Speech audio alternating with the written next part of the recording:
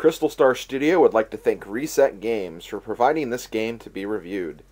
You can visit Reset Games by going to the link in their website in the video description, or you can click on their name in the video still image that you're seeing right now to go to their YouTube channel. Game designer Sid Meier is quite well known for his work when it comes to PC gaming, being the designer for such games as Sid Meier's Railroad Tycoon, Sid Meier's Pirates, and perhaps the series he is best known for, Sid Meier's Civilization.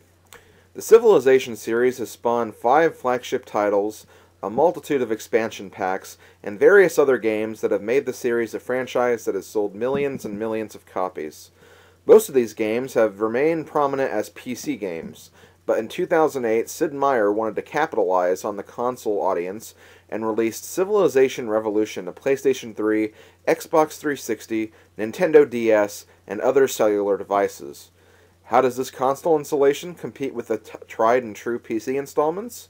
Let's take a look at Civilization Revolution. For those who are not familiar with the Civilization series, the basic goal of the game is to lead your civilization, one of many tribes from actual history, to world domination against other enemy civilizations. You lead your civilization from the ground up, from its very first city settlement to the formation of an entire continent, controlling not only the aspects of land, but also economy, technology, and military. As you do this, your enemy opponents will be doing everything they can to prevent you from succeeding, rivaling your civilization with their own, and you must make important decisions regarding how you plan to deal with them, whether it's to remain friends with them, compete with them, or even eliminate them. As with most modern installments of this franchise, there are a multitude of ways you can achieve victory. In this game specifically, there are 4 ways. 1. By taking over all of the enemy capital cities. 2. Researching enough technology so that you can build a spaceship and send your ship through space. 3. Accumulating over 20,000 gold pieces and building the World Bank. And 4. Becoming a cultural center of the world via building great wonders and acquiring famous historical figures so they can settle in your land, and building the United Nations. These are 4 very unique ways of achieving victory, almost to the extent where you don't even have to worry about being behind in one aspect of the game, as you can always catch up and steal a victory in another realm. Civilization is a turn-based strategy game. On the very first turn, you start with a settler unit that you can use to build your capital city. And once you have built the city, you can then try to build other units that you can use to move around or build city improvements, so that you can make your city grow and impact your civilization's growth in a very significant ways. From there, you pretty much have free control over what you want to do with your civilization from that point on, whether it's exploring the map and meeting up with other enemy civilizations, researching very, very valuable technology, or spending time developing your own land so you can turn your home into a center of culture, technology, or wealth. However, you need to keep in mind that you are not alone in this adventure. After each turn, in other words, if all of your units have moved, your enemies will also take their turns, and the process will continue as such for around 200 turns. Once the amount of time passes, if a victory condition has not been met, based on each civ's accomplishments, a winner will be determined.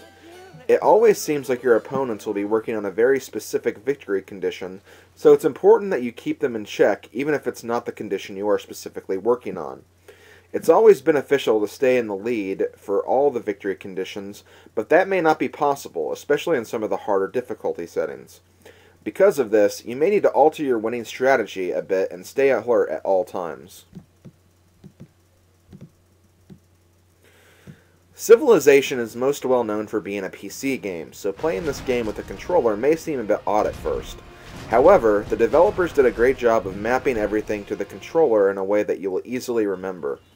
And it's also helpful that the game includes a button key on screen at all times, just in case you forget. Everything is set up in a way that you almost forget that this game used to be controlled with a mouse. The graphics and sounds of Civilization Revolution are really nice and fit the game environment quite well. Although it's not as realistic as some of the games you might see today, that does not take away from the experience at all. The music is also very relaxing, which might seem a bit odd for a game about world domination. But keep in mind, it's more about growing your civilization, not being a warmonger. So it's actually a very nice touch. The game focuses more on sound effects, mostly due to the fact that lots of very sudden things can happen while playing, and a lot of the sound effects are very nice touches. For example, when an enemy takes over one of your cities or destroys a military unit of yours, a virtual crowd will start booing at you and what just happened. And then you'll also get a celebratory tune whenever you do something positive yourself, like find a village filled with gold or build a wonder in one of your cities. They really are small effects that don't seem to impact the game very much, but they are still very nice touches while playing the game.